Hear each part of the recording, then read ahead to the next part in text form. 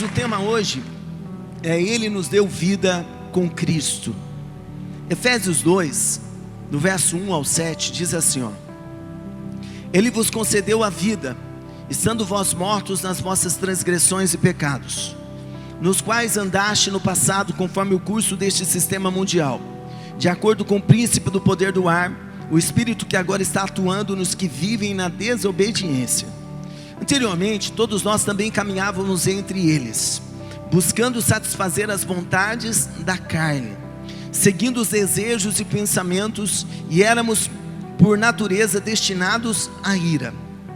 No entanto, Deus, que é rico em misericórdia, por meio do grande amor com que nos amou, deu-nos vida com Cristo, estando nós ainda mortos em nossos pecados. Portanto, pela graça sois salvos. Deus nos ressuscitou com Cristo e com Ele nos entronizou nos lugares celestiais em Cristo Jesus, para revelar nas eras vindouras a suprema riqueza da sua graça, por intermédio da sua bondade para conosco em Cristo Jesus. Amém? Presta atenção agora, vamos meditar junto nessa palavra, vamos desenvolver junto esse pensamento. Paulo está falando aqui algo muito precioso.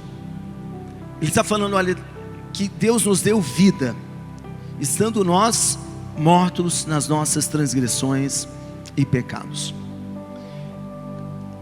Quando o ser humano não está em Cristo, quando o homem, a mulher ainda não está em Cristo, ele está morto.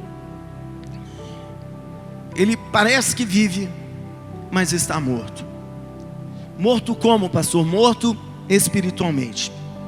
Tem um monte de gente que você acha que está vivendo a vida e elas estão tentando preencher um vazio que só Deus pode preencher com um monte de coisa, e não estão vivendo a vida, não a vida de Deus. Paulo está falando, olha, outrora vocês andavam segundo o curso deste mundo, vocês faziam a vontade da sua carne. Vamos pensar, vamos lembrar. Sabe, às vezes nós entramos nesse ambiente, que é uma bênção, amém? Amém? E às vezes nós apontamos dedo para pessoas e esquecemos que a gente também tem uma história. Esquecemos que nós também já andamos em algum momento segundo o curso deste mundo. Agora você está bonitinho, cheiroso, né? Está alinhadinho, arrumado, mas você não esteve sempre assim, né? Agora você está aí do lado da esposa, obediente, mas quem sabe você não foi sempre assim. A palavra fala que as obras da carne são, Gálatas 5, no verso 19 ao 21, diz assim, ora, as obras da carne são manifestas: imoralidade sexual, impureza e libertinagem, idolatrias e feitiçarias, ódio, discórdia, ciúme, ira, egoísmo, dissensões, facções, inveja, embriaguez, orgias e tudo quanto se pareça com essas perversidades, contra as quais vos advirto, como já vos preveni antes. Os que as praticam não herdarão o reino de Deus. Outrora nós vivíamos dessa forma, errando nessas questões, né, da inveja, da imoralidade, né, da imoralidade. Eu já disse aqui que eu fui um menino muito bonzinho quando criança para adolescência, e as pessoas que iam na casa da minha mãe falavam, nossa, o Cássio é tão bonzinho, que menino bonzinho, que menino bom. Só Deus sabia a sujeira que o inimigo havia lançado no meu coração naquele período de imoralidade. Só Deus sabia. Nossa, pastor, Paulo está falando, nós andávamos nessas obras, nós fazíamos essas coisas. Tem que ter coragem para reconhecer da onde você saiu, querido. E nós fazíamos a vontade da carne. Eu vou viver a vida fazendo a vontade da carne. Você não vive, você está morto. Tem um monte de gente que você conhece aí, ó, postando fotinha. Nossa, que vida boa, é mentira. Elas estão, sabe, mostrando uma foto, e foto é fácil, fica legal. E passeio, e festa. Só que Deus sabe a realidade de cada uma delas, o vazio que há dentro delas. Gente que está tentando se preencher com álcool, né? Quem sabe tem gente aqui que já bebeu muito na vida, que falava assim: amanhã eu vou entornar, amanhã eu vou beber. Quem sabe tem gente aqui que já foi preso ao vício, né? Ficou com a chupeta do diabo um tempão. O que é isso, pastor? Cigarro, né? Um tempão. Gente que, sabe, achava que estava vivendo, mas estava morto espiritualmente, porque quando você não está em Cristo, você está morto. Quando nós não estamos em Deus, nós estamos mortos. Não se engane, não fica com inveja do ímpio, porque o ímpio está morto espiritualmente. A palavra nos alerta sobre isso. Não tenha inveja do ímpio. Eles estão em lugares escorregadios, a qualquer momento eles caem, a sua queda, a sua destruição será grande. Não tenha inveja do ímpio, porque o ímpio constrói a sua casa sobre a areia. Quando vier o vento e a tempestade, a sua casa vai cair. Estão mortos espiritualmente, mortos. Agora Paulo está falando, olha, que Ele nos deu vida, estando nós ainda mortos nos nossos pecados, nos nossos delitos. Não é que a vida de Deus veio, agora presta atenção nessa chave. Não é que a vida de Deus me encontrou porque eu melhorei. Agora, pastor, você ficou bonzinho, agora Deus te deu vida. Não é assim que funciona, isso não é graça. Isso não é graça. A graça, Angélica, é Deus nos encontrar ainda sujos e nos salvar, e nos atrair para o seu reino, nos encontrar tudo torto e falar: eu te amo, eu tenho um plano na tua vida. Foi assim que essa vida nos alcançou, quando nós estávamos todo torto, tudo errado, morto. E todo mundo tem uma história. Então, querido, cresce, porque de vez em quando alguém chega aqui: olha, você sabe aquela pessoa ali já foi casada, aquela pessoa ali, olha, aquela ali era viciado, olha, aquela ali, e esquece que também tem uma história. E daí eu olho, por misericórdia, eu não falo nada, mas daí eu olho: puxa, essa daí também, ó, isso, aquilo outro. Jesus disse uma coisa muito inteligente que serve para nós hoje. Quando tentaram acusar uma mulher pega em adultério: quem não tem pecado, atira a primeira pedra. Tem essa sabedoria. Entenda que você também estava morto. Entenda que a graça te alcançou, não porque você é bonzinho, mas é graça, é favor não merecido. Entenda que você morto, Deus, sabe, te transportou, sabe, da morte para a vida. Romanos 6:23 diz: porque o salário do pecado é a morte, mas o dom gratuito de Deus é a vida eterna por intermédio de Cristo Jesus nosso Senhor. Nos nossos pecados nós recebíamos morte, mas nós, através do dom gratuito de Deus, nós recebemos a vida eterna por meio de Cristo Jesus, o nosso Senhor. Aleluia. O mundo não conhece a vida verdadeira, pois ainda não estão em Cristo, estão mortos em seus delitos. Tem gente que fala: todo mundo é filho de Deus, pastor. Não é. Lê a Bíblia, está tendo curso teológico aqui na igreja. Como assim? Não é todo mundo filho de Deus? Não é. Vim para os meus, mas os meus me rejeitaram. Mas a todos quanto o receberam, deu-lhes o poder de serem feitos filhos de Deus. Então, para ser filho de Deus, tem que receber Jesus, tem que confessar Jesus como Senhor da sua vida, tem que entregar a vida para Jesus.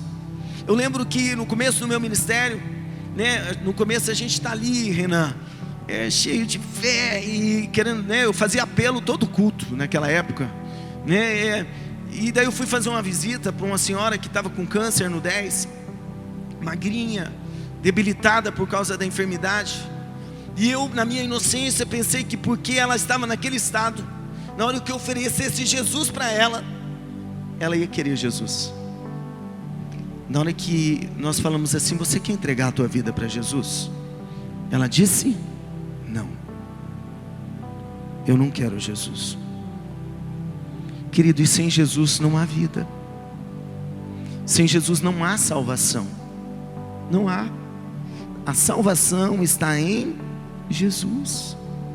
Está entendendo? Por isso que a gente motiva as pessoas, encoraja as pessoas a se decidir por Cristo e receber essa vida que só Jesus tem. João 5:25 diz: mais uma vez, verdadeiramente vos afirmo, vem a hora e já chegou, em que os mortos ouvirão a voz do Filho de Deus, e os que a ouvirem viverão. Querido, foi isso que aconteceu comigo.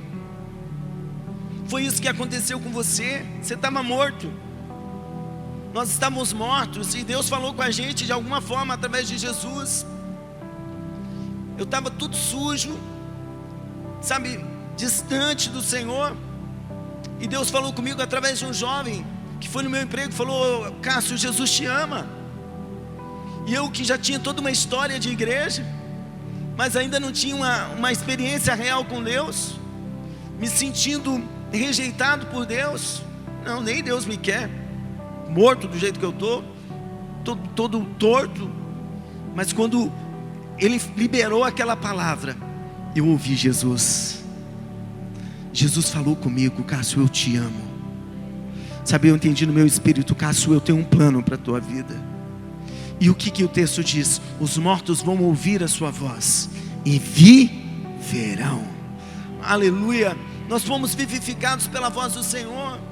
Quantas vezes nós chegamos aqui cansados, quem sabe pensando em parar, e de repente você ouve a voz de Jesus, ou num louvor, né? Ou na oração, ou no testemunho de alguém, ou na hora da palavra, porque Deus está falando no culto de várias formas, de várias maneiras, ou uma criança, ou alguém que vem para frente para testemunhar, e daí você ouve a voz de Jesus, aquele cansaço some, aquele sentimento de desistência perde a força, e uma graça de Deus envolve a tua vida, e você se sente forte, vivo novamente, porque você ouviu a voz de Jesus. Aleluia.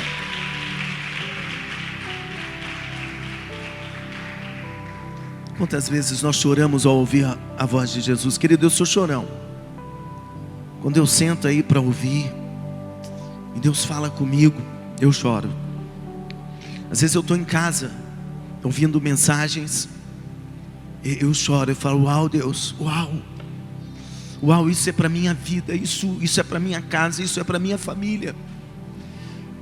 Os mortos ouvirão a sua voz e viverão.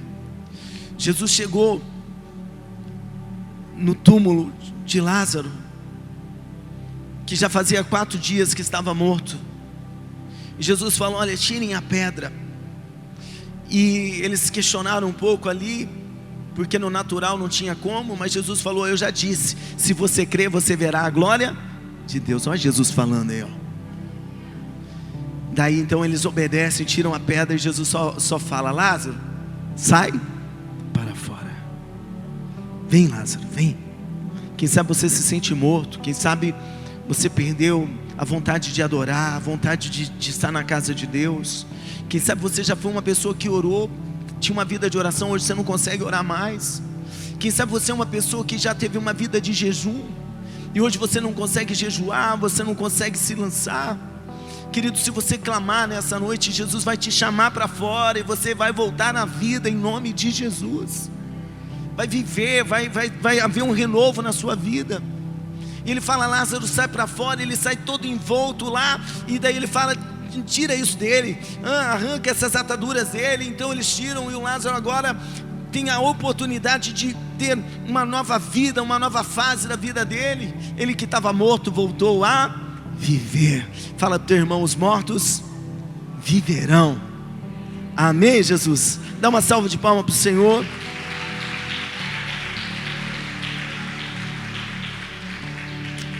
Através de Cristo temos acesso ao Pai.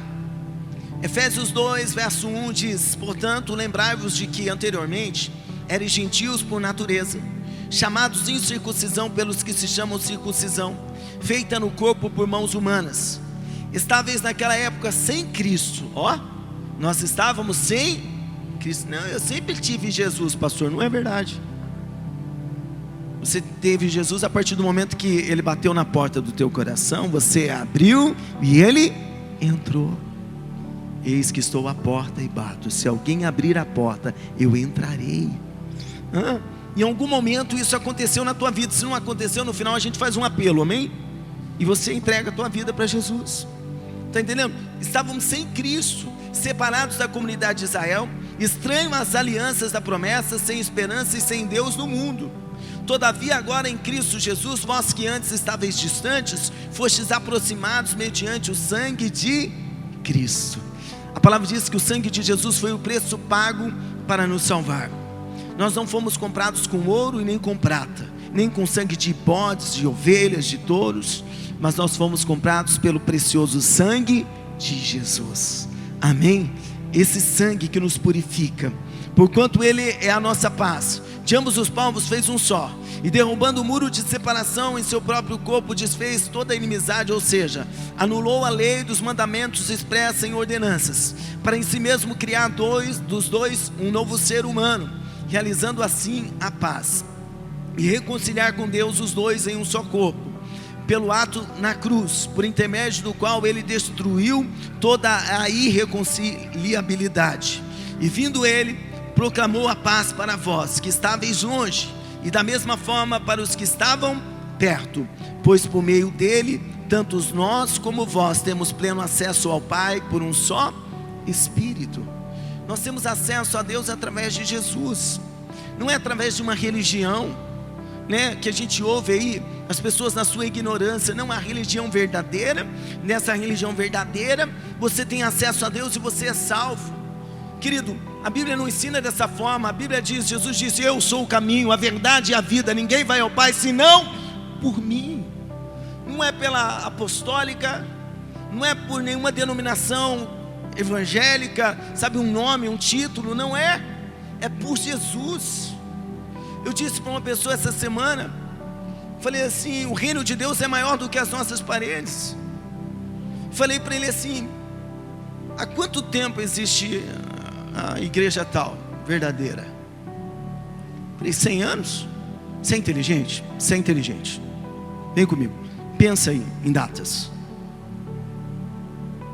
Depois você dá um Google na tua casa, põe igreja tal, quanto tempo de existência? 100 anos, 200 anos. Outras mais, outras menos. Falei para ele assim, e me diga uma coisa, antes dessa denominação existir, não existia gente de Deus? Ficou me olhando que nem você está. Falei, meu querido, desde que o mundo é mundo, existem filhos de Deus nessa terra, e tem pessoas que servem a Deus. O reino de Deus existe antes da fundação do mundo.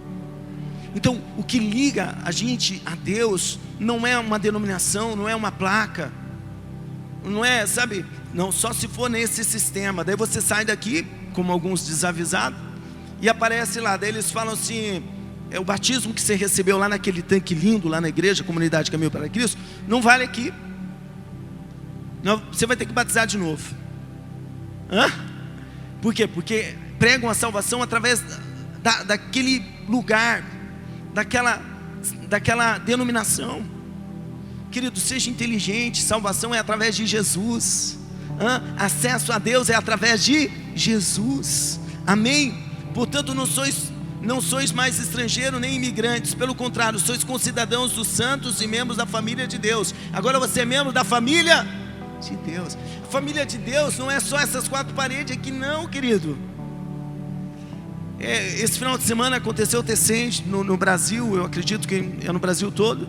Eu vi algumas postagens na internet. Que família linda de Deus espalhada pela terra. Tem gente em todas as cidades do Paraná, tem gente, sabe, em todos os estados do Brasil. Existem pessoas da família de Deus espalhadas pelo mundo inteiro, que fazem parte da mesma família de Deus, que quando Jesus voltar para buscar a igreja, vai ser reunida toda essa família, sem placa nenhuma, graças a Deus, que vai passar a eternidade com Deus, adorando a Jesus, aleluia. Bom!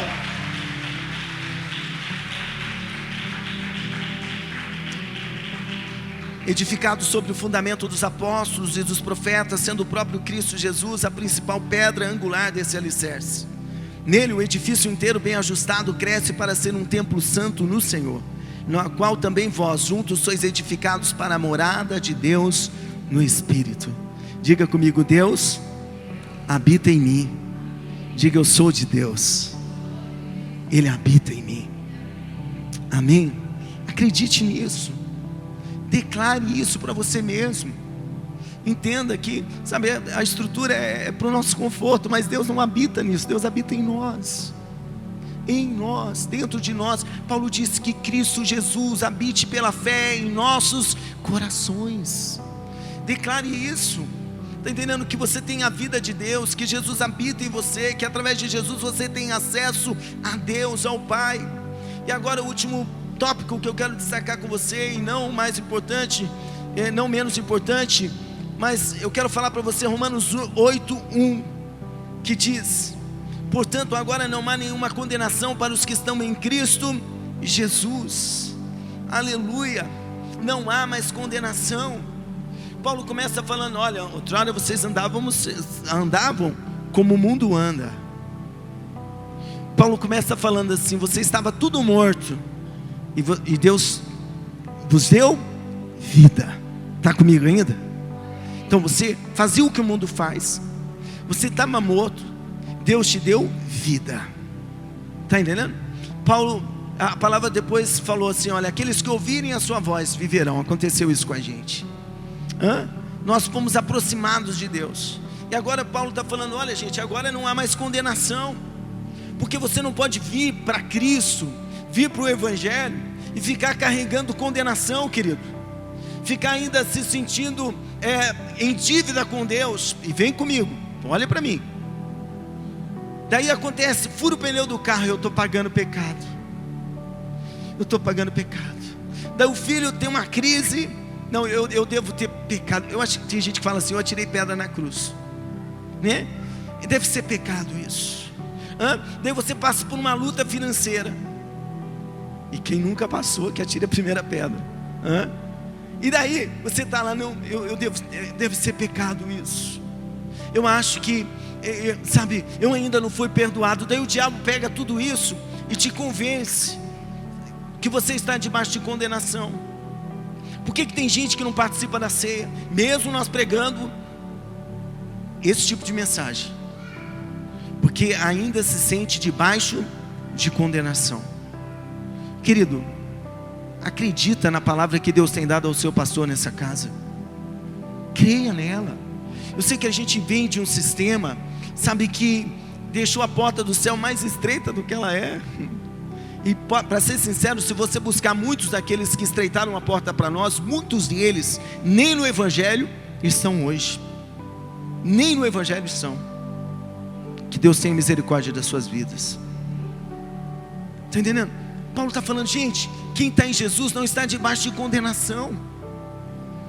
Pensa, Jesus me chama, Jesus nos chama, Jesus fala: eu dou vida para você, mas você vai ter que pagar os seus pecados. Não faz sentido. Por quê? Porque a nossa dívida já foi paga. Jesus pagou a nossa dívida lá na cruz. Ele morreu para que nós pudéssemos viver. Consegue entender isso? Ele abriu mão da vida dele para que o Cássio pudesse hoje, Lorena, viver. Cássio, olha, eu perdoei seu pecado, te dei nova vida, te dei vida para você viver. Para você viver os sonhos, os planos do Pai. Querido, rejeita todo espírito de acusação. Eu vi algo há anos atrás, que Deus não é diabo. A Bíblia diz, depois você dá um Google, a Bíblia diz que o nosso acusador é o diabo. É aquele que faz você tropeçar e depois fica jogando na tua cara. É o diabo, não é Deus não. Deus não é assim. Deus está usando o apóstolo para falar: olha, quem está em Jesus, estar em Jesus é um posicionamento, amém? É um posicionamento, é você se posicionar. A partir de hoje eu estou em Cristo, a minha vida está em Jesus. Então, quando você está nesse posicionamento, você não está mais debaixo de condenação. Você está crendo no que Jesus fez na cruz, que Jesus morreu para te salvar, morreu por pecadores, morreu por mim, morreu por você. Está entendendo? Que a sua dívida foi paga. Então você fica em Cristo, e nesse ambiente, nesse posicionamento, você não está mais debaixo dessa condenação. E não quer dizer que você não vai errar. Mas sabe qual que é a diferença de quando você estava morto para quando você está vivo? Vem comigo, essa foi fresquinha, essa o Espírito Santo deu de manhã. É que o morto não sente as coisas. O morto bebe, está tudo normal. O morto espiritualmente ele mente, sai mentindo. Então se tem alguém ainda que tem essa prática aqui, você está morto ainda, viu? Você não passou para a vida, por isso que você não sente. Que daí vai mentindo, não sente. Eu estou bem. O morto, ele está indo para o inferno, mas na mente dele, não, estou indo para o céu. Quantas pessoas eu falo assim, olha, vamos buscar Deus juntos, e elas acham que não precisam. Eu não preciso disso, eu estou bem. Está morto. Tá, pastor, o senhor falou que o vivo tropeça, o vivo erra. Vem comigo. Só que o vivo, quando percebe que erra, ele já volta atrás. Quem está vivo espiritualmente, se ele, não é que ele não vai falhar, Neto, mas vamos falar assim, se eu esbarrar e falhar, na hora o Espírito Santo de Deus que está na minha vida vai falar, olha Cássio, você vai ter que se retratar com o Neto.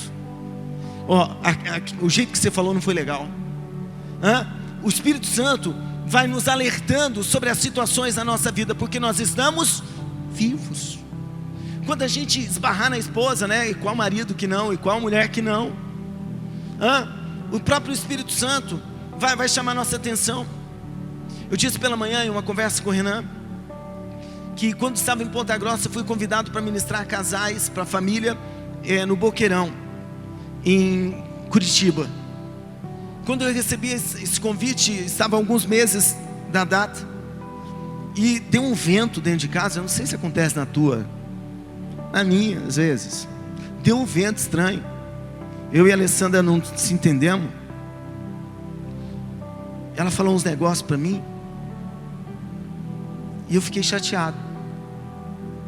Daí na primeira hora que eu fiquei chateado, que deu vento, sabe o que o diabo gritou no meu ouvido? Você vai lá pregar para a família? Você vai lá orar para a família agora? Daí eu falei, Deus, fala comigo. Deus, fala comigo. Daí eu abri a palavra, daquele jeito, dos antigos, sabe como que é? Abri a palavra. Daí saiu lá quando Paulo fala para a esposa honrar o marido, e fala para o marido, olha, como Jesus se sacrificou pela igreja, você marido tem que se sacrificar pela sua esposa. Naquela hora eu entendi, olha, Jesus morreu pela igreja, e eu tenho que morrer pela minha esposa. Naquela hora toda a mágoa, toda a ira perdeu a força. Está entendendo? Na mesma hora. E eu fiquei em paz para ir ministrar naquele seminário. Querido, os vivos, não é que quem está vivo não vai falhar, mas na hora você vai perceber, o Espírito Santo vai falar com você, você vai vir para o culto, Deus vai te pegar aqui, amém, da glória a Deus. Vai te pegar aqui, você, uau, parece que o pastor estava lá em casa. Alguém falou, mas não é, o Espírito Santo falando com você, para te chamar para o caminho de novo, para você se consertar, para você, sabe, desfrutar de tudo que Deus tem para a tua vida. Agora, querido, permaneça em Cristo, e você não estará debaixo de condenação. A vida, quando Paulo lembra a gente que outrora a gente estava no mundo, ele não quer trazer condenação para nós, ele só quer lembrar a gente de onde nós estamos agora. Hoje nós estamos em Jesus. Você podia não valer nada lá fora, mas agora você é precioso, porque você é um filho de Deus, você é uma filha de Deus. E tem gente que pode até conhecer um pouco da nossa história, mas às vezes essas pessoas estão ignorando aonde nós estamos hoje. Hoje nós estamos em Jesus, hoje nós estamos servindo a Deus, nós estamos no centro da vontade de Deus. Não há nada que você faça para Deus te amar mais, e não há nada que você possa fazer para Deus te amar menos. Deus simplesmente te ama. Se você recebe essa palavra, levanta a tua mão e diga: Senhor Jesus, muito obrigado, porque eu estava morto, mas o Senhor me deu vida, escreveu o meu nome no livro da vida. Eu me aproximei de Deus através de Jesus. Eu sou de Deus. Obrigado, Jesus. Amém. Glória a Deus. Dá uma salva de palmas para Jesus.